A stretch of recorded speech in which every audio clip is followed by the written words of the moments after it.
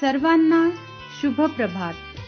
प्रभू येशू ख्रिस्ताच्या नावात विश्ववाणी परिवाराकडून आम्ही मार्गाकरिता प्रकाश कार्यक्रमात आपले सहर्ष स्वागत करीत आहोत. या नंबरवर प्रार्थना करण्यास उपलब्ध आहोत. धन्यवाद.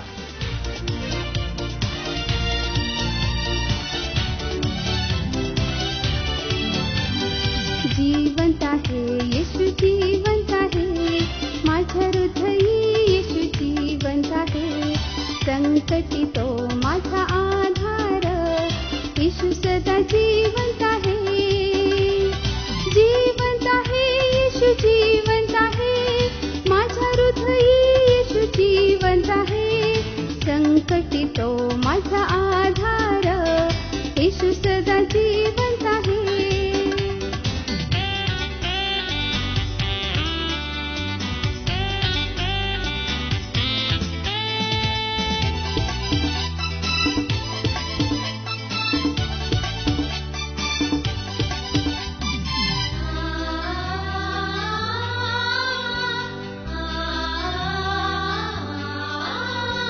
त्याच्या शब्दाने तांबडा सागर दुखागला, भिंत ही यरीहोची ढासळली. त्याच्या शब्दाने अंधदृष्टी पावला, स्पर्शाने त्याच्या कोडी झाला बरा.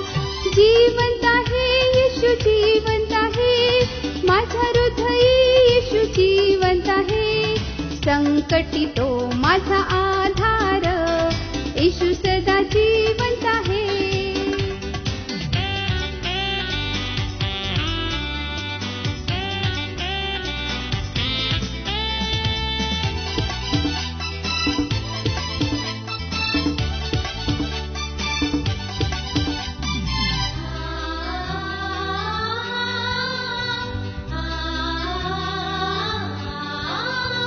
तुला न सोडता तुझ्या मागे चालणार, तूही मला न सोडता रोज सांभाळणार. मृत्यू दिनी प्रभू तू स्वीकारून घे, आपुला जवळ स्वर्गात मला. जीवंत आहे येशू, जीवंत आहे माझ्या हृदयी येशू, जीवंत आहे संकटी तो माझा आधार. येशू सदा जीवंत आहे. मननाकरिता देवाचे वचन स्तोत्रसंहिता 135 1-7 वचने. स्तोत्रसंहिता 135 1-7 वचने. परमेश्वराचे स्तवन करा, परमेश्वराचे नाम संकीर्तन करा. परमेश्वराच्या मंदिरात, आमच्या देवाच्या मंदिराच्या अंगणात असणारे परमेश्वराचे सेवक हो, तुम्ही त्याचे स्तवन करा. परमेश्वराचे स्तवन करा, कारण परमेश्वर चांगला आहे. त्याच्या नामाचा महिमा गा, कारण ते मनोरम आहे. कारण परमेश्वराने आपणासाठी याकोबाला निवडिले आहे, आपले स्वतःचे धन होण्यासाठी इस्रायलास निवडून घेतले आहे. कारण परमेश्वर थोर आहे. आमचा प्रभू सर्व देवापेक्षा श्रेष्ठ आहे हे मी जाणतो. परमेश्वराला जे काही बरे वाटते ते तो आकाशात व पृथ्वीवर, समुद्रात व सर्व जलाशयात करीतो. तो दिगंतापासून मेघ वर चढवितो, पाऊस पडण्यासाठी विजा उत्पन्न करीतो.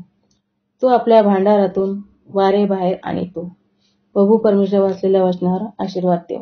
विश्ववाणीच्या आमच्या सर्व श्रोत्यांना प्रभू ख्रिस्तामध्ये सप्रेम सलाम. प्रियांनो, जे स्तोत्र आपणासमोर आज वाचण्यात आलेलं आहे, स्तोत्र 135.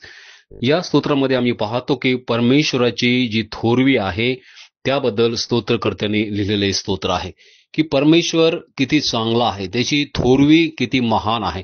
थोरवी याचा अर्थ आहे की जो महान, अतिमहान जो कृत्य मनुष्यासाठी जो करतो त्याला थोरवी असं म्हटलं जातं.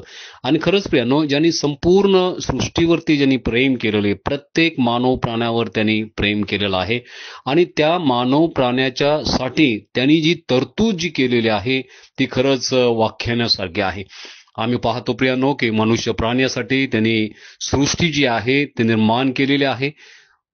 पवित्र शास्त्रामध्ये उत्पत्तीच्या 1-2 अध्यायामध्ये आम्ही या ठिकाणी पाहतो की प्रथमतः तो शब्द बोलला आणि त्यांनी सृष्टी त्यांनी निर्माण केलेली आहे आणि सरती शेवटी त्यांनी मनुष्याला निर्माण केलेलं आहे, यासाठी की मनुष्यासाठी ती तरतूद व्हावी. आणि खरंच हे संपूर्ण सृष्टीकडे ज्यावेळेस आम्ही पाहतो, या सृष्टीतले ज्यावेळेस सगळ्या गोष्टी आम्ही पाहतो, त्यावेळेस खरंच आम्ही त्याची थोरवी व्याख्यानवी किंवा त्याची थोरवीचे गुणगान आम्ही गाणं अत्यंत आवश्यक आहे. प्रियानो, मनुष्य ज्यावेळेस एखादे उपकार आमच्यावरती करतो तर किती थोरवी आम्ही त्याची गात असतो. काही वेळेस आम्ही म्हणतो की मरेपर्यंत मी तुला विसरणार नाही, इतके मोठे उपकार तू माझ्यावरती केलेले आहे. आणि खरंच जो आमचा जिवंत आणि पवित्र असा परमेश्वर आहे, त्याची ज्यावेळेस उपकारांची आम्ही आठवण करतो त्यावेळेस खरंच ती आमच्याच्याने उपकार ते फेडल्या जाणार नाही, इतके उपकार, अतोनित उपकार त्याचे आमच्यावरती आहे. आणि म्हणून स्तोत्रकर्ता म्हणतो की परमेश्वराच्या घरात, आमच्या देवाच्या घराच्या अंगणात उभे राहणारे त्याचे स्तवन करा. तुम्ही जे सर्व मानव प्राणी जे आहेत, जे परमेश्वराच्या घरात आणि देवाच्या अंगणात समोर उभे राहणारे प्रत्येक जण त्याचे स्तवन करणं अत्यंत आवश्यक आहे. परमेश्वराचे स्तवन करा, कारण की परमेश्वर चांगला आहे. त्याच्या नावाची स्तोत्रे गा, कारण ते मनोरम असं आहे. आणि खरंच प्रियांनो, तो चांगला आहे याच्या पलीकडे आम्हाला काही बोलता येत नाही.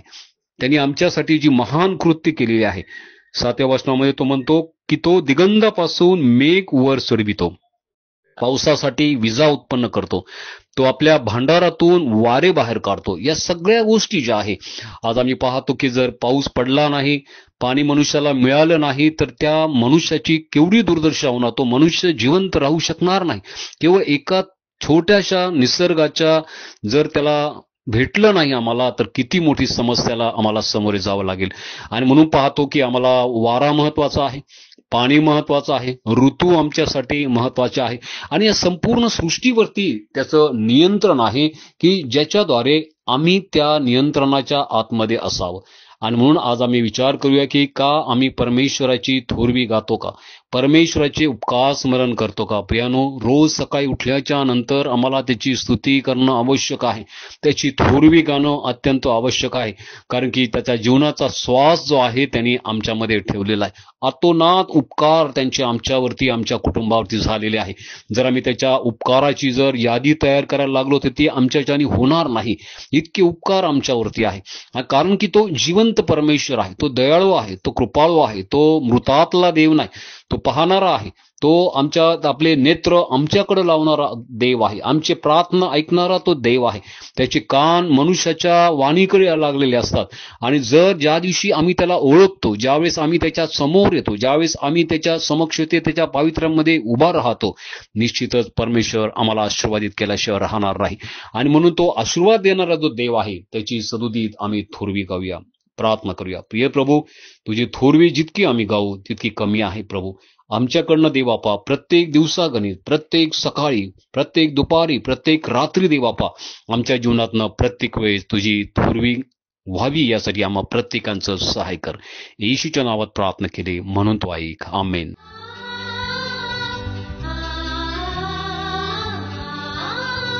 तुला न सोडता तुझ्या मागे चालणार, तूही मला न सोडता रोज सांभाळणार. मृत्यूदिनी प्रभू तू स्वीकारून घे, आपुला जवळ स्वर्गात मला. जिवंत आहे येशू, जिवंत आहे माझ्या हृदयी, येशू जिवंत आहे. संकटी तो माझा आधार, येशू सदा जिवंत आहे, येशू सदा जिवंत आहे, येशू सदा जिवंत आहे, येशू सदा जिवंत आहे.